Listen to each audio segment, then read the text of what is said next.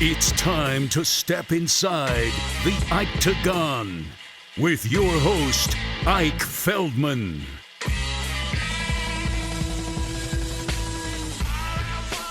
What's up, everybody?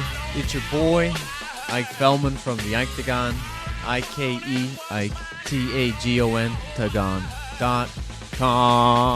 at Octagon Everything, Facebook, LinkedIn, Twitter, Instagram. What else? TikTok. TikTok is the new one. Before I get into our wonderful episode with guest Andy Suekoff at ANDY_SUEKOFF and the other guest at Harry Mack at BB Harry Mack. Before I'm being joined by the wonderful local media members, and we discuss the biggest stories and results and takeaways from UFC 273, which just happened yesterday. I just want to tell you guys that I made a TikTok. I made 2 posts. One was taken down. The other was not. And I think I got 1 like so far. So 1 for 1. Let's go. Efficient, baby. But I was sold on making a TikTok. If you guys have been following along Aljamain Sterling's social media, a wonderful person by the name of Jake Fine, at Jake Fine Martial Arts, who is a martial artist himself, but more prominent is a young, talented media member who has an eye of the tiger. No, he has an excellent eye, like a UFC embedded eye. Even better, he's young. I think he's like 21, 22 years old. Very talented the way he captures and films Aljo's camps. Manimal, John Beneducci's documentary. Jake Fine does it all. When I was at Sarah's BJJ, I think it was about a week and a half ago, he was there filming Aljo in the last leg of his training camp before the weight cut started to just deplete him. And then Caitlin Chukagian, blonde fighter, was also in the gym that day, and Jake Fine was interviewing her. And I got to talking with Jake, gave him my elevator pitch about who I am, what I do. And he says, yeah, bro, got to make a TikTok, you know? Can't get those click clocks if you ain't making that TikTok. So I was like, dude, I don't know what you just said, but I'm sold. So, Jake Fine, I made a TikTok. I followed your guidance. And now I am more of a social media addict. So, thank you, brother. Forget about that. Forget about TikTok. Let's get into everything. UFC 273 with Andy Suekoff and Harry Mack. Enjoy. It's time to step inside the Octagon with your host, Ike Feldman. For the winner by split decision, and now the undisputed UFC bantamweight champion of the world, Aljamain Sterling.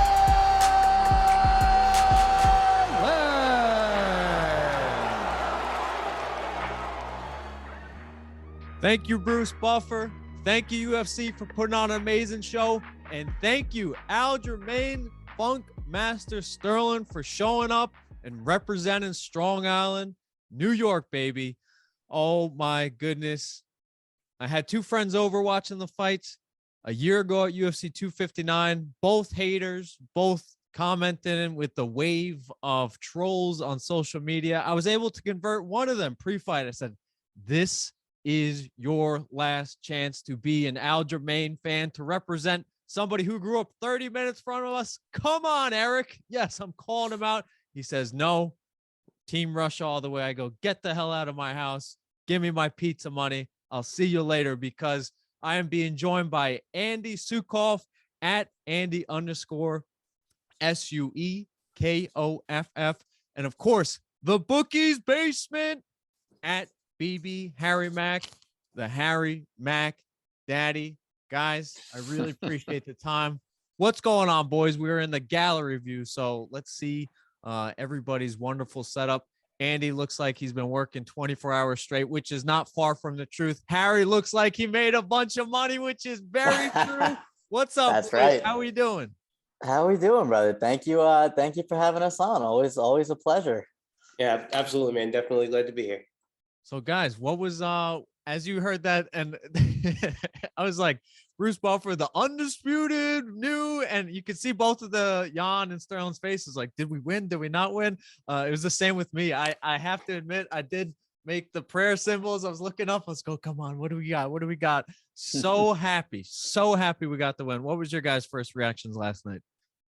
Oh man, dude. I mean, I was in the same boat. Heart fucking pounding through my chest. You know what I mean? I'm standing up in front of the TV like a maniac. Got your mortgage on it though. That's right. Yeah, they announced Aljo first. I'm like, oh great, we got a fucking split. Awesome. That's great. Fucking Florida judging. And yeah, Yan gets the next card. And I guess I'll preface this with, I had it 1-2-3 Aljo. I didn't give Aljo a 10-8 in the second, but I absolutely think there's a very valid argument for it. But I had rounds 1, 2, and 3 for Aljo, 4, 5 for Yan. So that was my scorecard. So I had no idea how it was going to go. I would be 100% lying if I said I was confident the decision was coming. Like, you know, that was my card, but you can never trust these judges these days to actually get it right. But yeah, then they let it rip, and man, I mean, like you said, elated, dude, through the moon. Nobody deserves it more than Aljo does. It makes me very happy to see this victory lap he's taken right now. Well deserved. Took so much shit for something that was not his fault, and came out and just implemented a perfect game plan. Absolutely perfect game plan. I know people are gonna have their complaints. That is what it is. I don't really give a shit. He certainly shouldn't give a shit. You know what I mean? He came in and did exactly what he had to do. To something a lot of people thought there was no way that he could do, and he did it, man. And he is now the undisputed champion of the fucking world. Long Island zone. 100%. And we'll get to the judging. I'm glad you brought that up. But yeah, Andy, what was your initial thoughts? So I actually had Yan winning the fight. I thought Yan won the first round. Wow. This might have just been I even know if it's 5:30 in the morning, might have been like in those moments of doing one of these that maybe I missed something in the first round, but it didn't seem like a lot was happening. But it was Yan dictating it. Definitely had Aljo winning 2 and 3 and Yan 4 and 5. I would have easily seen a 10-8 in one of those rounds, and then seeing a 47-47 draw would not have been shocked by that. And I was almost kind of expecting that. But obviously once they announced Sterling, I was like, good. I'd rather that. And now, boys, are we getting the trilogy? Absolutely. I think it's. I mean, the TJ Dillashaw fight. Right? Does TJ have to fight anybody next, or is he? No, because he's technically coming off a win in that Sandhagen fight. That was like a number 1 contender fight. Although I personally think Corey won that fight. But you know, Corey got Corey. Yeah. But you know, yeah, Corey got his shot. But yeah, it sounds like Dana was saying it's TJ next. Makes sense. Yeah. Makes sense. Obviously, former champion. I think the hype is going to be great. You see TJ already giving the finger to the camera. Dillashaw, actually, the Aljo hater who I was watching with, actually had to find that funny. TJ Dillashaw. So I think it's the proof is in the pudding already. That's going to be a phenomenal promotional fight. But Absolutely. Well, so the first round, yeah. Andy, why were you scoring it for Yan? Was it again, I'm watching with a Yan fan as well. He goes, oh, he cage control, man, octagon control. He had Aljo against the fence. And I was like, well, did Aljo land more kicks? And octagon control also doesn't score unless damage is 100% equal. That's the only time control really scores, or that's how it's supposed to be, even though judges don't actually fucking do it that way. And like I said, it didn't seem like really anything was happening in that first round, and they even said on the broadcast like really nothing went on. But like I said, what it seemed like when the action was happening in that round, it was Yan dictating it more so than Aljo. That's See, definitely I kind of thought the opposite actually. Because I thought Aljo did a really good job. Like he was fighting off his back foot, but he controlled the range. I think Aljo controlled where the exchanges were taking place for the most part. Because you could see Aljo would slip out at the end of those combos. Yan would you could kind of see visible frustration at points, and then he'd have to reset, kind of start his whole approach over, walk Aljo down. A lot of lateral movement from Aljo. He made it very tough to pin him down up against the cage or anything like that. So I get the optics of it. You're fighting off your back foot. It's always going to look that way. But I thought Aljo actually did a really good job controlling range. Go ahead. Sorry, like to your point, like I forgot who tweeted it last night. I think it was Bilal Muhammad who said, Jan's fighting angry, Aljo's fighting with brains. We saw that in rounds 2 and 3 where Aljo really took control, and where you could have seen that 10-8 round where he was fighting a lot smarter and using Jan's rage against him. Yeah, I agree with that. As soon as he got him to the floor, it was like, oh my gosh, like this is what he was trying to do in the first fight. But yeah, in that first round, if this is a dance that is being scored by how much damage, like Jan's controlling the dance, but Aljo's stepping on the toes of Yan, if that makes sense. Like Jan's controlling the dance, but Aljo's landing more damage. And even if the strikes were 12-8, it's like a lot of people, I was kind of like educating the guys I'm watching. I'm like, yeah, it's supposed to be damage. It's like maybe he landed 12 strikes. It really bit Yan in the ass to take that round off to download. But yeah, Aljo with the takedown, man, that was woo. No 10-8, no 10-8, Harry. You said, is that true? I personally, I didn't score it a 10-8, but I absolutely see the argument. I think I would have had to have seen a little bit more damage from Aljo to really feel comfortable giving a 10-8 myself. But I mean, listen, he dominated the round. He did. He controlled him. What was it? I think 3.5, 4 minutes out of the round. Like the vast majority of it, and he was doing damage too. He was getting off some good ground and pound in the second. So if there was a 10-8 round, that was definitely the one. Again, we're being joined by @BB Harry Mack and @Andy_Suekoff. So Andy, how do you see the Aljo fight going with TJ Dillashaw? Honestly, I don't know. I want to see that.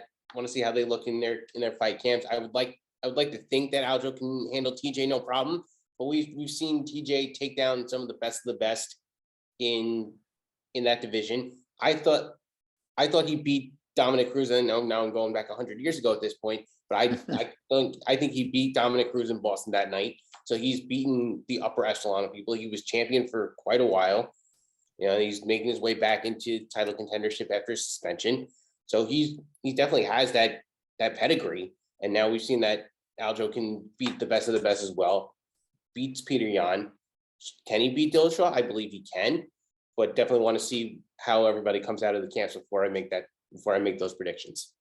Are you okay with the curses? Like, do you have the and there's nothing wrong the virgin ears, that it's like you have to cover up your ears because TJ is gonna curse.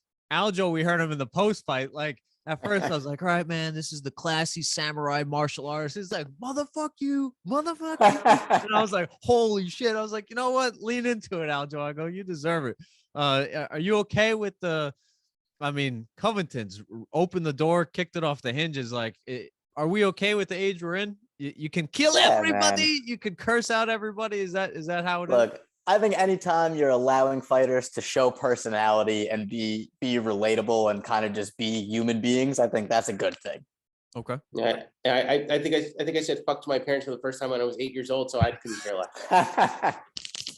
Fantastic. And what do you guys make of the Henry Cejudo is back in the pool? He put a toenail in the pool. Oh, bullshit. Not a testing pool. Oh, you don't believe it? You think it's just no. I think he's just I think Henry's just being Henry. But I mean, who knows? If he comes back, I would love to see a fight between him and Aljo. That was something they were talking about for a while when Aljo was owed a title shot by the UFC and just kind of passed over for a little bit a few years ago.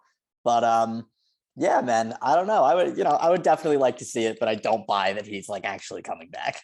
Did you guys catch any of Ray Longo screaming, Aljo, you look at fucking Yan, look at him right now. Look at this motherfucker. Okay, it was something like that. The first time I never listened to it again, I was like, this is like vintage Ray Longo. Did you guys, was it coming off the obviously with you, Harry, but what about you? Oh, yeah.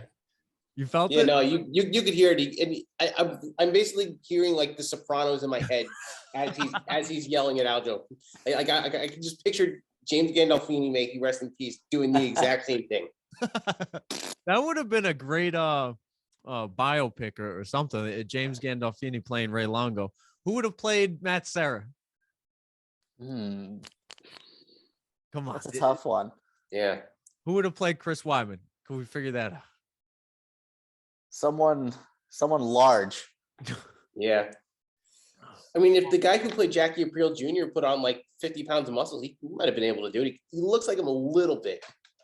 Jackie who? Did you watch The Sopranos? Yes. I don't know. Jackie Aprile Jr., the first boss's son, the one who was dating Meadow like in season 4 and then got whacked.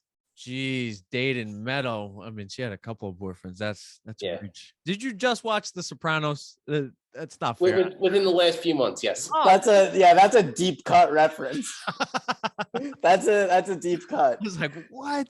I just remember I don't even remember the actor's name, where Tony's shooting him on his porch, the diner scene, like there's images. Yeah. I haven't seen it since, what was it, 06, 07, something like that? Something like that. A long time. It's on HBO Max, so I barreled through it over the course of like a couple months. Have you guys seen Moon Knight at all? Is that Yes. Yeah, it's good. yeah. dude I out like of it, man. nowhere, out of freaking nowhere? And I'm like, Dude, Moon Knight rules. Moon Knight absolutely rules. I don't know if either of you are into like comics, read comics, but there's a Moon Knight run written by Jeff Lemire that is like one of my favorite runs of any comic ever. Very, very good fun. Recommend it. And the show has been like pulling from it a good amount, which is very fun to see. I was so casual.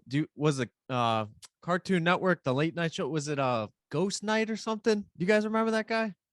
Space Ghost. Space Yes, Ghost. That's who I yes. thought this guy was. I'm like, Space Ghost, man. I was like, you really took a dark turn. One more comic book reference. You guys see the Batman yet? Thoughts? If so, Yep. Strong. Very good. all good. I wish knew going into it that it was a young Batman. I didn't know that it was year 1 or year 2. Yeah, I had read that somewhere. It's like more like an origin Batman. Yeah. But that was kind of cool. It was kind of cool to see like a different take on the character. Yeah, it makes sense too. Like if he's in year 1 or 18, 24 months, like he would be exhausted. He would be nocturnal, not care about daylight. Jason Burgos, who was supposed to join us, we would have ripped him. He didn't like it. He liked the Nolan Batman. He thought it was cleaner, like the Inception kind of clean cut Batman. I like the gritty Gotham. It was very dark, depressive. I know we didn't get much, maybe dialogue wise, out of Pattinson, but I think the facial expressions at the funeral when he's like just staring at Catwoman, I thought it was like, you got to crushed from it. Like I Am Vengeance is a great line. Yeah, that's tremendous. I missed it. What'd you say? When he goes, I am vengeance, like Oh. right at the beginning. Did you notice that the first scene did steal from the Dark Knight when like in the beginning of the Dark Knight, no, dude, we're not making deals tonight. The bat signal's out. They played homage a couple times. A couple of the Selena Kyle, whenever she was on screen, they did the eerie, scratchy like violins, very similar to the Michelle Pfeiffer from '92. Yeah. Yeah. I like the homages, but this one was Jeffrey Wright was phenomenal.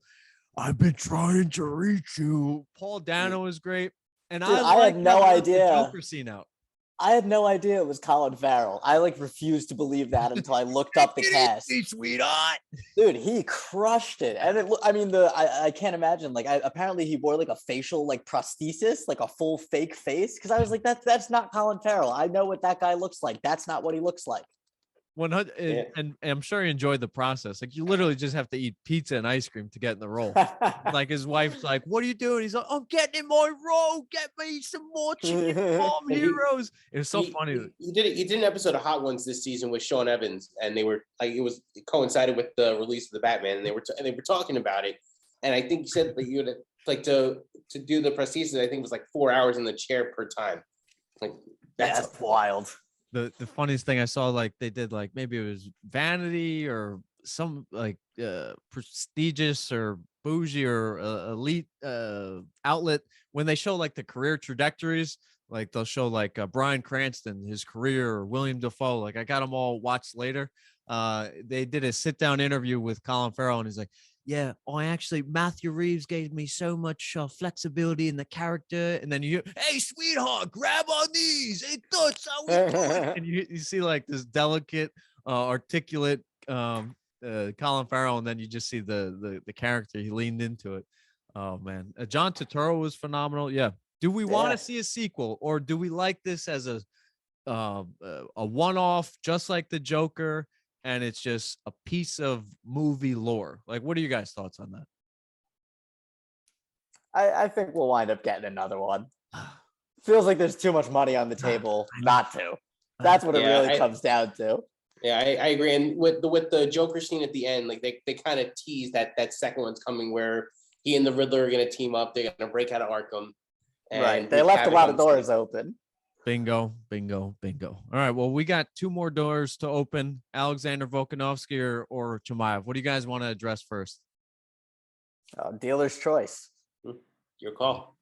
I think Volkanovski's performance stands out more to me. It's like, yeah, he's a killer. Hamzat showed that he's ready for war. Wanted to show his stand-up. He's obviously a legitimate top 5 in the welterweight, one of the deepest divisions. But Volkanovski putting on a master's class clinic or seminar, as Joe Rogan said. Everybody goes crazy over that word seminar. Everybody's like, I couldn't sum it up any better. I'm like, yes. Rogan nailed it. That's his job. Alexander Volkanovski, one of the greatest champions in the sport. Is he the greatest featherweight champion of all time? It's getting to a point where it's going to be a debate. I mean, I personally would still say Aldo for now, but like, I don't know, man. Volkanovski, he's looked untouchable in his last few fights, man. Like, I know there was that 3rd round against Ortega, but he was in danger, then he wasn't.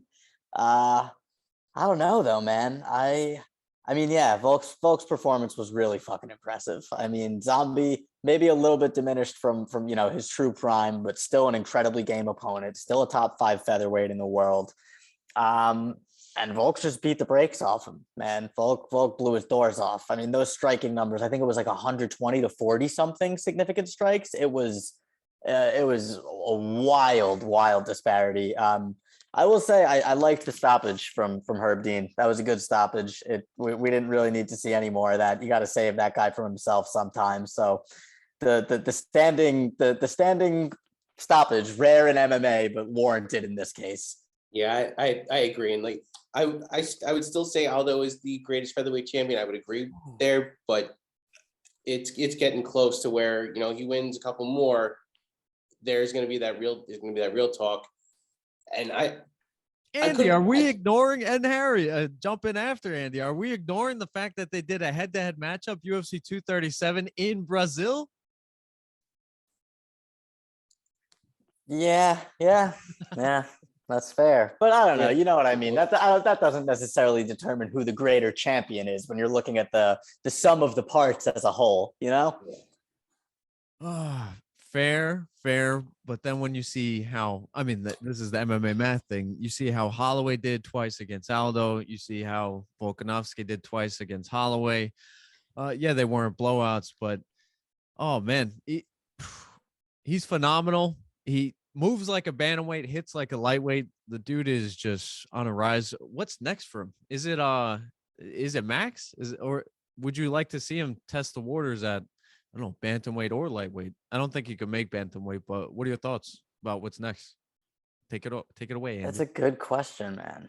It's a good question. I think they wind up doing Max next. I think that, that was supposed to be this fight. Max got hurt in training camp, had to pull out. So I would assume that's the fight that comes next. But yeah, he's in a weird spot where him and Max have kind of lapped the field. And if he goes out and he beats Max a 3rd time, then I don't really know what's left for him at featherweight. You know what I mean? And the problem is I think he'd be real small for 55, just height wise. You know what I mean? He usually has a height disadvantage anyway, but I don't know, man. It's a really tough question to answer. I mean, maybe Arnold Allen can come up with some big wins and be an interesting contender, I'm not really sure. I'm not sure who that guy who will kind of separate themselves from the field is. Yeah, I'm in agreement there. Like Max is a logistical choice, but if he goes up to 155, that weight class is incredibly deep, and there's already like 5 or 6 people that should have or will be getting title shots within the next year or two. So to throw Volkanovski in there, you would think that he would he'd be up in the top pretty quick. Now you're talking 7 or 8 people who have legitimate claims to the 155 title. What's more intriguing, Andy? Volkanovski, Gaethje? Saying Gaethje went. Yes, I'm picking Gaethje. Volkanovski, Gaethje, or Volkanovski, Cejudo? I would go Gaethje. I feel like that fight would be a ton of fun to watch. Wow, That would probably be a war. Yes. I think Oliveira would just tower over him. That'd be huge. See, well, that's the thing. I think most of these guys are going to tower over him at 55 at least. Max is pretty tall. Yeah, but I would like to see. I would honestly like to see that Cejudo fight. I'd be interested to see what Cejudo, because I think Volk is basically the only guy Cejudo can come up to 45 and fight because of his height and his size. So this is like his only chance to be like, yeah, fuck it, let's do the triple champion thing. So that would be compelling to me, and that would be new and interesting at least, Because listen, I know he's the king of cringe, whatever. I don't like the shtick at all, but if you watch him in the cage, he's incredible. You know what I mean? Henry Cejudo is an incredible fighter, even if he might be a little past his prime at this point. But I would like to see that. And what were you saying something, Andy? I was in agreement. Like that's a fair point. Cejudo, would, because Cejudo's like 2'3", so he's got a. It's nice when me at 5'7", I can look at Henry Cejudo and be like, I'm still taller than you, even though you can kick my ass. Dude, Connor says 5'9". I think he's like 5'7". So yeah, no way. He could walk on his arms now too. I think he just does pull-ups and everything. But again, we're being joined by @Andy_Suekoff and @BB Harry Mack. Last but not least, of course, not least, this guy, Brendan Schaub on his podcast, he says the UFC 273 poster should have just been Hamzat's beard and then a bunch of the 5 other guys mixed in the beard to fill out the bill. Man, Harry, how was the lines looking? I feel like everybody was expecting another stoppage, a submission over freaking Gilbert Burns, a world jiu-jitsu champion. In my write-up before the fight, I said this will be a war, this will be a decision. I wasn't sure. I went with Hamzat probably because of the hype and all the momentum, but I was not sure. But I did know it would be a war and it would go to decision. How were the lines looking, and how'd you play this one? Yeah, man. I mean, the lines were wide. It was wide. So I took a little sprinkle on Gilbert. Nothing too big, but I thought it was worth playing. You know what I mean? Easily the hardest test of Hamzat's career, as we saw. And he won that fight by the skin of his teeth. That third round, that goes a little differently at the end there. That could be Gilbert's fight, or Gilbert could have finished him in the second. He came close. So I'm perfectly okay being on the other side of that every time. I think it was a wild play to play Hamzat at like -500. But the only other thing I played was a -160 fight to leave round 1.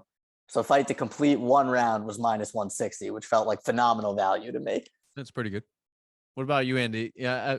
Are you like me? And maybe you'll talk about betting, talk about lines, but you won't put too much shekels on. I could talk about it. I wish I could put down $100 on it, but like I'll do like $5 here, $10 there. I just didn't have any money in my account, but I also would have put down on Burns at what he was getting. Like, as such a huge underdog, and given his ranking and who he's fought and beaten, like Hamzat hadn't fought a guy like that yet. So I figured Burns was gonna really give him a run for his money, which he did. And if there was like a 4th and 5th round, I think Burns might have been able to take that. Yeah. You would hope he would catch that second win.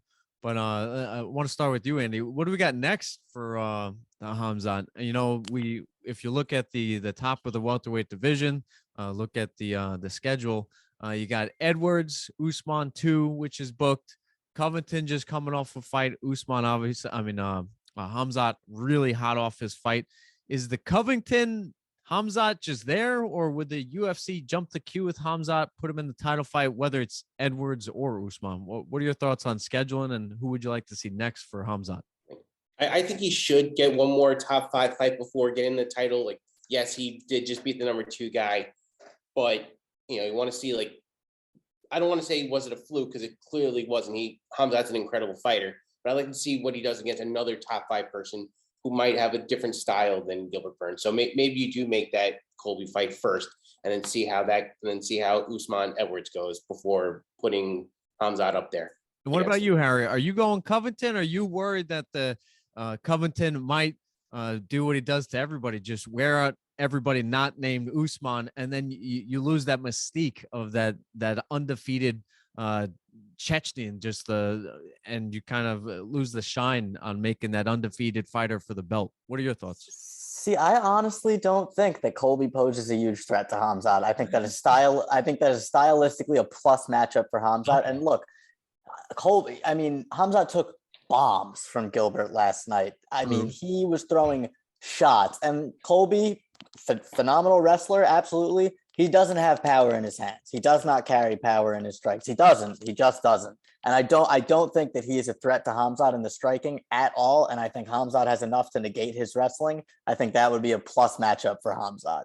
But I hope they make that fight, just because I'm a Leon guy, and I think Leon Edwards deserves his fucking title shot, and I'm glad he's finally getting it. It's long overdue, so I'm just glad we're finally getting that fight. But I actually do think that performance last night, something that I thought after watching that, is that I think Leon would also beat Hamzat. Wow. Why? But I'm picking Leon over Usman. I think Leon's gonna beat Kamaru Usman. That's bold.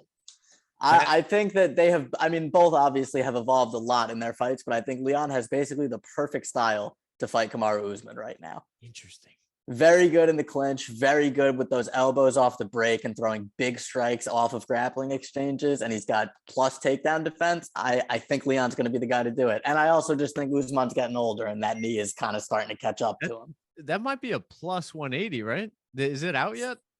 It's got to be out somewhere. Let me take a look. But yeah, I think Leon's definitely the dog. Well, yeah. Ooh, man, I didn't even think about if Usman was to lose that fight. Do they do the trilogy fight? They'd have to. Yeah, they'd have to. Back to back? Usman's been champion for as long as he has. Like, you would think he would get the immediate title rematch. That's true too. Yeah. True too. Yeah, for that caveat. Yeah, Covington. Leon plus 220, Usman minus 260. Are we gonna get a wrestling? What was it? Usman minus 260, Leon plus 220. 220. There you go, man. I think that's gonna shrink. I think people are gonna see what you see. Vegas will see the. I think Usman has to like piece everything together. He's kind of like Frankenstein. I've seen this long warm-ups, how much he puts into just getting his body hot to be at full speed. It takes him a lot at this age. I think there's a lot of miles, man. A lot of miles on that body. He doesn't run anymore. He's just doing the elliptical and like the Harvard road team machine, like whatever that his knee is apparently just like bone on bone at this point. Yeah, I don't know. We'll see. I mean, he's a great champion, but good number to jump on nowadays. But with Hamzat and Colby, Andy, are we getting a wrestling match? Are we getting an Abu Dhabi Classic trial wrestling match? Or are we going to get the two grapplers cancel each other? Now we got the slugfest. I'd like to see the slugfest. Now, can that sell a pay-per-view as the headliner, and then we do like Valentina underneath it, Amanda underneath it? Like, can Hamzat and Colby sell it alone? Or are they going to be like a co-main 5-round non-title fight? Like, where do you see the UFC? You got 2 stars essentially. Where do you think the UFC would put that fight on a pay-per-view card? I would, depending on where you do it. Like, if you do that, like in like maybe like in the South, like in like Texas or Florida, you might be able to put that as a main event, because you'll have the pro Colby crowd will be very much into it. Like, you do that internationally, I would unless you did it like in Sweden, I would say like a 5-round co-main. Wow. Okay. It's hard to gauge. I really didn't think Hamzat was that big of a star, but he got 1 million followers on Instagram, like following the Reese McKee beatdown. Dude, like, his fight was doing like 2x, 3x the socials of like the co-main and the main event for the UFC this week on like YouTube and social engagement and all that. It's crazy, man. is he more talented than Patty and O'Malley? Is that Patty? Absolutely. O'Malley yet to be seen. got you. And all right, guys, any side notes from the event? I know there was some excellent back and forth fight. Big win by Dern, big win by Madsen. Mickey Gall, my goodness, who saw that fight? That was yeah. Any other takeaways for you guys? And I really appreciate the time. Good on Dana White for donating that 10 grand to Malat's coach's daughter. It's true. What about you, Harry? More funk. More funk, yes. We got the funk, not Andy. Gotta get that funk, not Andy. Andy, come on, man. And I said this to my friend. I was like, would you say this to Aljo's face that you picked against him? He goes, 100%. Now he was a cup of tequila and a couple of slices of pizza deep. Maybe the pepperoni was talking, but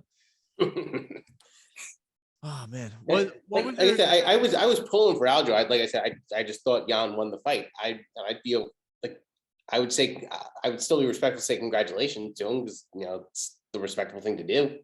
Okay, save face because I'm passing out those forms that Aljo put on Twitter and Instagram. That was gold. That was real good. He's handling it well. Good for him, man. It's amazing. But guys, I really appreciate the time. At Andy_Suekoff, Harry Mack at BB Harry Mack. Guys, I really appreciate the time. And as always, I don't know. I need a catchphrase at this point. Does anybody have a vengeance? Appreciate you, man. My pleasure as always. Yeah, later, boys. Thanks for having us. Peace.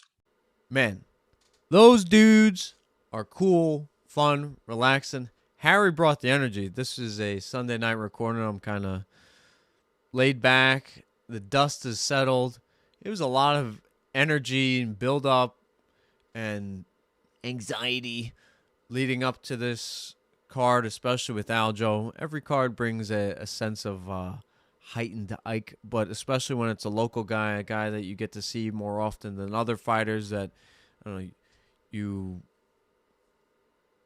kind of, it's like you grew up under the same sun, so you feel that you can relate a lot more to them. And for Aljo, for Team Serra-Longo to get the huge win, just was awesome. And Harry's still riding high. I hope he made some money. It sounded like he made some money from last night. And of course, Andy's exhausted. I appreciate him giving me some time after he's worked many long days.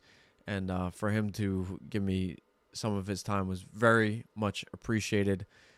Andy, Harry, Andy, thank you guys. And I hope you guys enjoyed this recap of UFC 273 from your boy, the Ike Feldman from theIkedecon.com. More to come. Kind of been off the recording side of things because I just completed the Gray Area TGA featuring Justin Montavo. It was an amazing experience. Not the editing. No, everything was really fun and really cool, and I really poured my heart into this project. It's my first official documentary in my senior project in college. I documented head injuries in combat sports and football, and that was fun. That was maybe like a 20-minute project. This 30 minutes, more heart, more energy, less sleepless nights, less alcoholism, and just scatterbrained all over and not having a grasp of my schedule. This was a lot more constructed, calculated, and I really think it shows in the presentation. So the link is in the bio. It's the most recent video in the Ikedegon bio. or it won't be, because once I upload this will be the most recent. But check it out, guys. The Gray Area, featuring Justin Montalvo, capturing the lead up to his Bellator 274 fight against Corey Samuels. It was about 6 weeks in the lead up, so I hope you enjoy it. I, of course, enjoyed the process of stalking him in his car. He didn't know I did this documentary, actually. It was I'm happy that my stalking skills, and when they say, hey, do you follow me on social media? I'm like, no, I like to follow you in real life. So it really paid off. He doesn't know the documentary happened. I was a fly on the wall, literally just discreet. You would never know I was around. And yeah, the project worked out, so I think you guys will like it. Thank you and goodbye. Mwah. Peace. I'm trying to figure out what do you call it? How to close out episodes. Maybe I'll just close it with my dog.